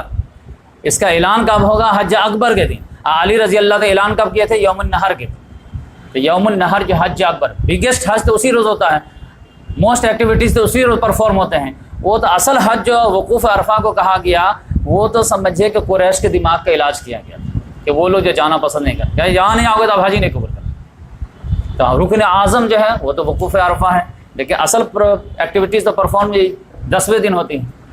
تو محمد صلی اللہ علیہ وسلم نے فرمایا کہ یہ یوم النحر نہیں ہے کیا؟ کہاں کیوں نہیں ہے؟ تو اتنا ماحول بنانے کے بعد پھر محمد صلی اللہ علیہ وسلم نے فرمایا کہ جس طرح آج کا دن اور آج کی جگہ اور یہ مہینہ محترم ہے، اسی طرح سے محترم تمہارے آپس کے خون جان مال عزت آبرو، اتنا۔ اب پھر بولے ستلقون ربکم فیسألکم عن اعمالکم، آن قریب تمہاری ملاقات تمہارے رب سے، اپنے رب سے ہوگی اور وہ تم کو تمہارے اعمال کے بارے میں پوچھے گا۔ تعالی غور سے میری بات سنو، فلا ترجعوا بعدی ضلالا، تو تم لوگ میرے بعد گمراہ مت ہو جانا۔ یضربوا بعضکم رقاب بعض، کہ آپس میں ایک دوسرے کی گردنیں مارنے لگو۔ اب یہ بار بار ہنٹ کیوں ہو رہا ہے اس پہ؟ تمہارے خون اشارہ ہو چکا تھا، غیب سے اشارہ ہو چکا تھا کہ آپ کی امت جو ہے شرک میں تو ملوث نہیں ہوگی، لیکن مال جو ہے ان کے لیے فتنہ بن جائے۔ بار بار محمد صلی اللہ علیہ وسلم جاتے جاتے ہر موقع پہ یاد دلاتے رہے حجۃ الوداع کے بعد کہ لِكُلِّ أُمَّةٍ فِتْنَةٌ وَفِتْنَةُ أُمَّتِي الْمَالُ، ہر امت کے لیے ایک اسپیشل فتنہ، ہماری امت کا فتنہ جو مال بنے۔ یہی دیکھیے پورا بیڑا غرق جو ہوا ہے یہ مال کے چکر میں ہوا۔ نہیں تو میں بعد میں کبھی اس پہ پھر محرم پہ دوں گا خطبہ۔ پھر محمد صلی اللہ علیہ وسلم نے فرمایا الا هل بلغت، کیا میں پہنچا دیا کہ نہیں پہنچا دیا؟ تو سب نے کہا بلا یا رسول اللہ، پہنچا دی۔ میں نے باریک بات بھی پہنچا دیا کہ نہیں پہنچا دیا؟ ہاں آپ نے پہنچا دیا۔ تو پھر محمد صلی اللہ علیہ وسلم نے فرمایا فَلْيُبَلِّغُ الشَّاهِدُ الْغَائِبُ، تو جو یہاں پہ موجود ہے وہ پہنچا اسے جو یہاں پہ موجود ہے۔ اب یہ کہاں یوم النحر کا خطبہ ہے، یہ حج عرفہ میں یہ جملہ نہیں ہے، لیکن یہ بھی جملہ فیمس ہے، لیکن لوگ تلاشتے نہیں کہاں پہ۔ پھر محمد صلی اللہ علیہ وسلم نے فرمایا رب مبلغ عوا من سامع، بسا اوقات جس کو بات پہنچائی جاتی ہے وہ زیادہ یاد رکھنے والا ہوتا ہے اس سے جو سن رہا ہوتا ہے۔ تو تمہارا کام ہے پہنچا دو، ڈیلیور کر دو، اور یہ ہوا بھی۔ امام بخاری، امام مسلم، امام ترمذی، امام ابو داؤد، یہ سب جتنے بھی حدیث کے امام ہیں یہ سب تو تبع تابعین ہیں نا، تو ان کو کون بات پہنچایا ہوگا؟ یہ ساری حدیث تابعی پہنچایا ہوگا نا۔ جس تابعی نے یہ حدیث پہنچائی ہوگی تو وہ تو ایک امام بخاری کو پہنچا دیے، اب اس امام بخاری نے یہ کروڑوں لوگوں کو پہنچا رہے کہ نہیں آج؟ تو یہ حدیث کی بات ہوگی کہ نہیں؟ آج جتنے بھی نوجوان حدیث اخذ کر رہے کہاں سے؟ بخاری سے، مسلم سے، ان سے، تو انہوں نے اس کو جمع کیا، ایک سسٹیٹک انداز میں کتاب بنا دیے، اب ہزاروں لوگ اس سے فیض کر رہے ہیں۔ اب ان کے ٹیچر نے جو پہنچایا ہوگا تو وہ تو ایک اسٹوڈنٹ کو پہنچا دے ہوگے، لیکن انہوں نے کروڑوں لوگوں کو پہنچا دیا، قیامت تک پہنچتے رہے گا۔ آج کے بھی دور میں آپ لے لیجیے ذاکر نائک کو تو کوئی عالم بتایا ہی ہوگا نا، کوئی پڑھایا ہی ہوگا نا دین کی بات، اسلام کے مطلب کیا ہے بتایا ہی ہوگا نا۔ ہو سکتا ہے کہ وہ عالم جو بتایا ہوگا وہ کئی گنا ان سے زیادہ علم رکھتا ہوں، لیکن ذاکر نائک نے جتنا پہنچانے کا رول ادا کیا ہے وہ تو بڑے بڑے عالم نہیں کر سکتے نا۔ غیر مسلموں تک اسلام کی دعوت جتنا شاندار انداز میں اس نے گھر گھر پہنچا دیا، اتنا تو پوری دنیا کے عالموں کو ایک ترازو میں ڈال دیجئے، ذاکر نائک کے ایک ترازو میں ڈال دیجئے، اب پہنچانے میں کون آگے ہے، تو یقینی بات ہے آپ کہیں گے کہ اسی کا وزن بھاری رہے گا، لیکن اس کو بھی تو کسی نے پہنچایا ہی ہوگا۔ تو محمد صلی اللہ علیہ وسلم نے فرمایا کہ تم اپنا کام ادا کر دو، وَرُبَّ مُبَلَّغٍ أَوْعَىٰ مِنْ سَامِعٍ، بسا اوقات ہوتا ہے جس کو پہنچائی جا رہی ہوتی بات وہ زیادہ یاد رکھنے والا ہوتا ہے اس سے جس کو جو سننے والا ہے۔ تو اس لحاظ سے ہم لوگ کو بھی میسج کہ ہم لوگ بھی کوئی بات ملے پہنچا دیں، کوئی بچہ کو چھوٹے بچے کو پہنچا دے کہ وہ جوان ہو کر کے کیا رول ادا کرتے گا آپ کو کیا پتہ۔ تو اس لحاظ سے جو ہے پھر محمد صلی اللہ علیہ وسلم وہاں پہ کیا کیا، قربانی کی۔ اب یہ خطبہ جو ہے قربانی سے پہلے کے یا بعد کے یہ تھوڑا سا میں بھول رہا ہوں، بقیہ یہ آگے پیچھے ہوئے۔ اس کے بعد محمد صلی اللہ علیہ وسلم قربانی کیے۔ علی رضی اللہ تعالیٰ عنہ جو یمن سے جانور لے کر کے آئے تھے، اور محمد صلی اللہ علیہ وسلم جو اپنے ساتھ جانور لے کر کے آئے تھے، کل ملا کر کے 100 جانور، 63 اونٹ کو محمد صلی اللہ علیہ وسلم نے اپنے ہاتھ سے ذبح کیا۔ کس سے سمبل کے طور پر؟ عمر مبارک کے طور پر۔ محمد صلی اللہ علیہ وسلم عمر مبارک 63، تو 63 اپنے ہاتھ سے کیے۔ اس کے بعد علی رضی اللہ تعالیٰ عنہ بولے کہ بقیہ کو تم کر، تو بقیہ کو انہوں نے کر دیے۔ پھر اس کے بعد آدمی کو آرڈر دیے کہ ہر اونٹ میں سے ایک ایک بوٹی کاٹو۔ اب 100 اونٹ ہے وہ کئی کلو، اس کو بولے ہنڈیا میں پکاؤ، اس کو بقرعید کا دن ہے نا، کھایا جائے گا اس کو، تو اس کو ہڈیا میں ایک ایک اونٹ میں سے سب میں سے کاٹ کر کے پکایا گیا۔ علی رضی اللہ تعالیٰ عنہ محمد صلی اللہ علیہ وسلم نے اس میں سے کھائے بھی اور شوربہ بھی پی۔ اس کے بعد جو ہے پھر بال کٹوائے، محمد صلی اللہ علیہ وسلم حلق کرائے۔ اب پھر حلق کرانے کے بعد فوراً آ گئے کہاں پہ؟ طواف افاضہ کے لیے، حج کے۔ تو ظہر سے پہلے پہنچ گئے، محمد صلی اللہ علیہ وسلم ظہر کی نماز مکے میں ادا کیے۔ طواف افاضہ کرنے کے بعد پھر مینا آ گئے۔ اب مینا میں پھر جو ہے 3 دن محمد صلی اللہ علیہ وسلم رہے، اور تینوں دن جو ہے زوال کے بعد تینوں جمرات کو کنکڑی مارتے تھے۔ اب پھر 3 دن کے بعد آگے کہاں پر؟ وادی ابتح میں۔ پھر محمد صلی اللہ علیہ وسلم کو یہ بات اچھی نہ لگی کہ سب لوگ مینا سے ہی جو اپنے اپنے گھر کو چلے جائیں، خانہ کعبہ سے لگے کوئی تعلق ہی نہیں ہے، کیونکہ 3 دن ہو جاتا نا جو۔ تو محمد صلی اللہ علیہ وسلم نے پھر کہا کہ نہیں، وادی ابتح سے پھر فجر سے پہلے آئے اور طواف کیا۔ ہر حاجی کے لیے بولے کہ نہیں، ہر حاجی کو بھی کرنا ہے کہ مکہ چھوڑنے سے پہلے آخری جو ہے ایکٹیویٹیز ہونی چاہیے وہ طواف ہونی چاہیے، جس کو طواف وداع بولتے ہیں۔ تو اس طرح محمد صلی اللہ علیہ وسلم طواف کیے، اور اس کے بعد پھر جو ہے مدینہ آنے لگے۔ حضرت عائشہ رضی اللہ تعالیٰ عنہ کے بارے میں آپ کو معلوم ہے کہ وہ جو ہے جیسے مکہ پہنچی تھی تو وہ حیض سے ہو گئی تھی، وہ رونے لگی، یا رسول اللہ، محمد سے گھر میں داخل رو کیوں رہے تم؟ بولے یا رسول اللہ سمجھ گئے کہ تم کو حیض آیا کیا؟ کہاں، کیا اس میں ٹینشن لینے کی بات ہے، یہ تو اللہ تعالیٰ فطری بات ہے۔ تو تم ایسا کرو کہ حج کے سارے پرفارمنس کرو، بس طواف وغیرہ چھوڑ دو، آج جب پاک ہونا تو طواف ہی کرنا۔ تو یہ جو ہے عرفہ کے دن وہ پاک ہوئی، تو پھر وہ طواف افاضہ کی۔ لیکن جب ابتح کے پاس آئیں تو جب مدینہ لوٹنے کی باری آئے تو رونے لگی، یا رسول اللہ سب لوگ حج کر کے لوٹ رہے ہیں، حج عمرہ کر کے لوٹ رہے ہیں، میں خالی حج کر کے لوٹ رہی ہوں، میرے تو عمرہ تو ہمارا مس ہو گیا۔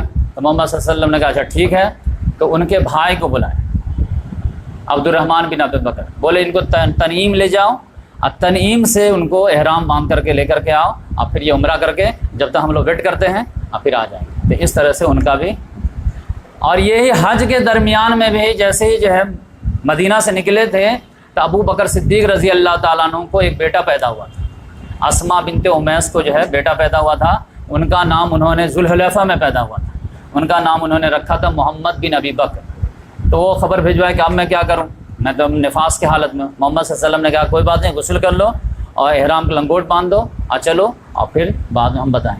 تو اس طرح محمد صلی اللہ علیہ وسلم کا حج جو ہے کمپلیٹ ہوا۔ اب مدینہ آنے لگے، مدینہ آنے کے بعد اب سمجھے کہ ذی الحجہ ہے، اس کے بعد کیا ہے؟ محرم، صفر، ربیع اول میں انتقال، یعنی 1.5 مہینے کے بعد جو ہے انتقال۔ لیکن راستے میں ایک اور خطبہ تھی، تو میں سوچتا ہوں کہ یہ بھی کنکلوڈ ہو جائے تاکہ تینوں خطبہ جو ایک لیکچر میں آ جائیں۔ یہ بڑی کریٹیکل تھا۔ یہ جو ہے حدیث جو ہے یہ مسلم شریف میں 6225 نمبر کی حدیث ہے، 3-4 حدیث ایک ساتھ۔ 3 ساتھی تھے، وہ آئے، زید بن ارقم رضی اللہ تعالیٰ، یزید بن حیان، حسین بن سمرہ اور عمر بن مسلم۔ یہ 3 لڑکے تھے جو آج زید بن ارقم کے پاس بیٹھے۔ یہ بہت بوڑھے ہو گئے، بولے کہ دیکھیے آپ تو بہت لکی ہیں، آپ نے خیر کثیر پایا ہے، محمد صلی اللہ علیہ وسلم کے دیدار کیے ہیں، ان کے پیچھے نماز پڑھے ہیں، ان کے ساتھ جو غزوہ کیے ہیں ان کی حدیث سنے ہیں آپ تو بڑی لگتی ہیں، تو کچھ شیئر کیجیے ہم لوگوں کو بھی۔ بولے بیٹا میں تو بہت زیادہ بوڑھا ہو گیا ہوں، بہت ساری باتیں یاد ہے، بہت ساری باتیں بھول گیا ہوں، تو جو بتا دو اس کو غنیمت سمجھو، جو بھول جاؤں تو اس کو ہم کو جب تنگ مت کرنا۔ ہاں ایک بات ہے جو مجھے یاد ہے وہ میں تم کو شیئر کر دیتا ہوں۔ بولے ہاں سنائیے۔ تو پھر محمد صلی اللہ علیہ وسلم نے فرمایا کہ جب ہم لوگ حج سے لوٹ رہے تھے تو ایک پانی کے جو ہے پڑاؤ کی جگہ، اس کا نام تھا خم، خم نامی پانی کی جگہ پہ، چاہے گاؤں کا نام پانی کی وجہ سے یا کنویں کا نام خم، خم کی جگہ پہ محمد صلی اللہ علیہ وسلم نے ہم لوگوں کو ایک خطبہ دیا۔ اب بڑی بڑی خطبہ دیا۔ پہلے تو جو ہے اللہ تعالیٰ کے حمد بیان کیے، جیسے ہم لوگ کہتے ہیں الحمدللہ نحمدہ و نستعینہ و نستغفرہ و نؤمن بہ، پھر تمہید بیان کیے، پھر اس کے بعد جو ہے بولے یا ایھا الناس، آخر میں جو بات کہنے کی تھی ماحول بنانے کے بعد، اے لوگو انا بشر مثلکم، میں بھی تمہارے طرح ایک انسان ہوں، یوشک ان یاتی رسول ربی، امید ہے کہ میرے رب کا میسنجر یعنی موت کا فرشتہ میرے پاس آئے، افاجیبو، اب میں اس کو لبیک کہتا ہوں۔ یعنی ہر رسول کو موت سے پہلے اللہ تعالیٰ آپشن دیتا ہے کہ چاہیں تو ابھی انتقال کر جائیں، چاہیں تو مؤخر کر دیا جائے، تو میں جو ہے لبیک کہہ دوں گا۔ تو میں تو جا رہا ہوں، فرشتہ جیسے آئے گا میں ایکسیپٹ کر لوں گا، لیکن میں تمہارے درمیان دو بھاری چیزیں چھوڑے جا رہا ہوں، ترکت فیکم ثقلین، وہ دو بھاری چیز کیا ہے جس سے تم کو ٹینشن نہیں ہونا چاہیے، یہ دو کے ساتھ رہو گے تو کبھی گمراہ نہیں ہو۔ وہ کیا ہے؟ اولہما کتاب اللہ، اول نمبر پہ کیا ہے؟ اللہ کی کتاب، فیہ الہدی والنور، اس میں ہدایت ہے، نور ہے۔ اور پھر وہ کہتے ہیں کہ وہ اتنا زیادہ، زید بن ارقم کہتے ہیں کہ محمد صلی اللہ علیہ وسلم اتنا ترغیب دینے لگے، اللہ کی کتاب، اللہ کی کتاب، اس میں ہدایت ہے، اس میں نور ہے، جس کو پکڑے گا وہ ہدایت پہ ہوگا، جس کو چھوڑ دے گا گمراہ ہو جائے گا، اللہ کی کتاب، اللہ کی کتاب، اتنا کہتے رہے گے، اتنا کہتے رہے کہ ہم لوگ جو ہے ایک دم سناٹے مار۔ پھر دوسری چیز وَأَهْلُ بَيْتِي، اور میں دوسری چیز جو بھاری چیز ہے وہ میں اپنی اہل بیت کو چھوڑے جا رہا ہوں۔ اور پھر بولے 3 مرتبہ وَذَكِّرُكُمُ اللَّهُ فِي أَهْلِ بَيْتِي وَذَكِّرُكُمُ اللَّهُ فِي أَهْلِ بَيْتِي وَذَكِّرُكُمُ اللَّهُ فِي أَهْلِ بَيْتِي، میں اپنے اہل بیت کے بارے میں تم کو اللہ کا خوف دلاتا ہوں، میں اپنے اہل بیت کے بارے میں تمہیں اللہ کا خوف دلاتا ہوں، میں اپنے اہل بیت کے بارے میں تمہیں اللہ کا خوف دلاتا ہوں۔ لیکن امت خوف نہیں کھائے، 50 سال کے اندر اندر ذبح کر کے رکھے، درود پڑھنے کے ساتھ ساتھ۔ اس سے زیادہ جو آئرنی آف فیتھ نہیں ہو سکتی۔ کسی نبی کی امت نے اپنے اس کے خاندان والوں کو ذبح نہیں کیا سوائے اس امت۔ بتائیے، جرم والا جرم یہ ہے کہ یہ حدیث ہم لوگوں کو سننے تک نہیں کوئی دیتا ہے۔ یہ حدیث کبھی سنیں؟ کبھی بھی آج سنیں گے کہ 2 چیزیں بھاری چیزیں چھوڑے جا رہا ہوں، کتاب اللہ و سنت، جبکہ 2 بھاری چیزیں یہ تھی۔ اب کس لیے؟ فرقہ پرستی کی وجہ سے۔ کتنے آ رہے ہیں 2 چیز محمد صلی اللہ علیہ وسلم دیکھ گئے، ایک فرقہ نے قرآن کو پکڑ لیا، دوسرے فرقہ نے اہل بیت کو پکڑ لیا، ہے کہ نہیں؟ اب آپ بتائیے کہ اہل بیت جو ہے ہماری حیثیت ہے کہ نہیں؟ یہ تو کوئی بدقسمت اہل سنت کا نوجوان ہوگا جو اپنے آپ کو اہل بیت سے محروم کر لے۔ اگر کوئی عیسیٰ علیہ السلام کو اگر خدا بنانے کی کوشش کرے تو اس کی بے وقوفی ہے نا، اس کی وجہ سے میں عیسیٰ علیہ السلام سے اپنے آپ کو محروم کر لوں۔ عیسیٰ علیہ السلام کا نام لیں گے کہ نہیں؟ ان کے گن گائیں گے کہ نہیں؟ ان کی اچھائی بیان کریں گے کہ نہیں؟ نہیں، اچھائی بیان کرو گے تو عیسائیوں کے فیور ہو جائے گی۔ کیسے فیور ہو جائے گی؟ اس کے نقش قدم پہ ہے ہی نہیں۔ تو اسی طرح اہل بیت کو اپنانے سے آپ شیعہ نہیں ہو جائیں گے، آپ متبع سنت ہوں گے۔ میں کہتا ہوں جعفر صادق سے بڑا جو ہے دیندار کون ہو سکتا ہے؟ محمد بن باقر سے زیادہ جانکار کون ہو سکتا ہے؟ ہم لوگوں کو ایک مسئلہ ان کا نہیں معلوم ہے، بتائیے، جبکہ وہ امام ابو حنیفہ کا استاد ہے، امام شافعی ان کے زمانے میں پیدا تک نہیں ہوئے، اتنی بڑے اسٹ سے امت کو محروم کر دیا گیا صرف فرقہ پرستی کے لانے کی وجہ سے۔ اور آج میں کہتا ہوں کہ جو نوجوان اتحاد کی بات کرتا ہے کہ شیعہ یہ اس میں جو ہے بریلی، دیوبند، اہل حدیث، جماعت اسلامی میں سب میں اتحاد ہو جائے، تو بھائی ویژن تھوڑا بڑا رکھو نا۔ تم نیرو مائنڈ کیوں ہو جاتے ہو کہ دیوبندی بریلی اہل حدیث جماعت اسلامی میں اتحاد ہو جائے؟ میں کہتا ہوں 5واں بھی ایڈ کر لو نا، کہ جب دعا ہی کرنا ہے، آرزو ہی کرنے ہے، تو کہو کہ اللہ تعالیٰ دیوبندی بریلی اہل حدیث جماعت اسلامی شیعہ سب میں اتحاد ہو جائے، اتفاق ہو جائے، سب سیدھے راستے پہ آ جائے۔ اور جو بھی اگر یہ خواہش رکھتا ہے تو اس کے لیے میوچول پوائنٹ کیا ہو سکتا ہے؟ اس حدیث سے بڑی چیز کیا ہو سکتی ہے؟ آپ اہل بیت کی محبت لے کر کے شیعہ کے نوجوان کے پاس جائیے، نہ آپ کی قرآن کی بات سنیں تو پھر بتائیے۔ لیکن جب آپ اہل بیت کو کچل کر کے جائیں گے کہ نہیں اس کا ہم نام ہی نہیں لیں گے، اس کے حدیثی بیان نہیں کریں گے، تو کہے گا تمہارے جیسا مکار آدمی تو میں دیکھا ہی نہیں، مطلب کہ حدیث خالی پرچار کرتے ہو، اور جہاں ہمارے اہل بیت کے فضائل آتی ہے تو ڈنڈی مارتے ہو۔ تم کو اہل بیت سے کیا دشمنی؟ یہ میں جھیلا ہوں، اجوا مسجد میں ایک خطبہ دیا تھا اہل بیت کی محبت پہ، کسی کچھ نہیں کہا تھا، لیکن اکثر لوگ مجھ سے ناراض ہو گئے۔ اور آپ بھی پریکٹیکل، آپ خطبہ دیکھ کے دیکھیے، یہ حالت بنا دی گئی ہے۔ اہل بیت کے جو فضائل آپ نے بیان کر سکتے، آپ کہتے ہیں ہم ہی حق پہ ہیں۔ بھائی یہ کون سا حق ہے جس سے اہل بیت سے جو ہے لوگوں کو چڑ ہو جائے؟ ہم یہ نہیں کہتے کہ آپ یزید کی برائی کیجیے، نہیں کیجیے، اہل بیت کی محبت تو پرچار کیجیے۔ اسی غدیر خون میں محمد صلی اللہ علیہ وسلم ہاتھ پکڑا علی رضی اللہ تعالیٰ عنہ، اب بولے من کنت مولا ہو فہذا علی جن مولا، جس کا جگری دوست میں ہوں اس کا جگری دوست یہ علی بھی۔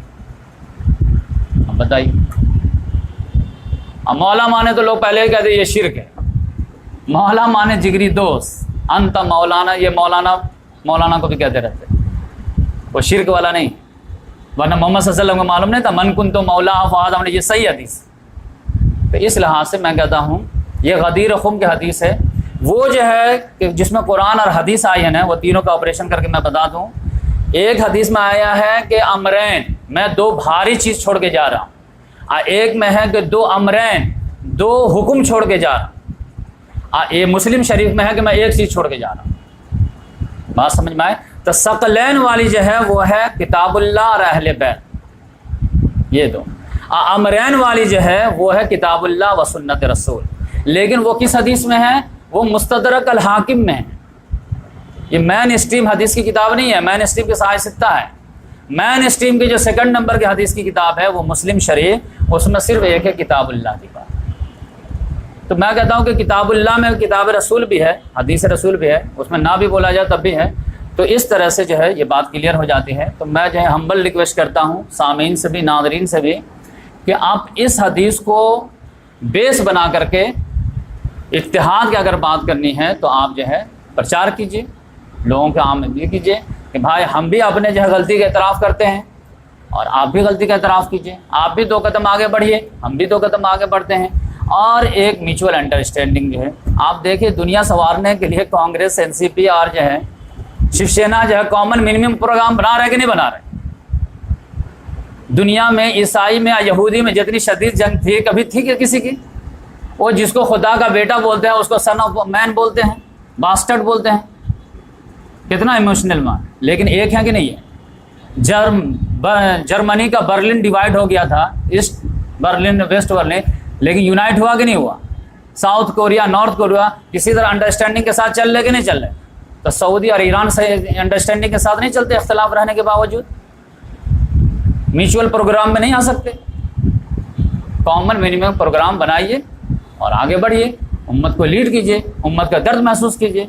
20 کروڑ مسلمانوں پر ایک مصیبت کا کوڑا گرا ہے، اور ایک کہیں سے جو ہے ایک اسٹیٹسمنٹ بھی نہیں آتا کہ یہ کیا ہوا۔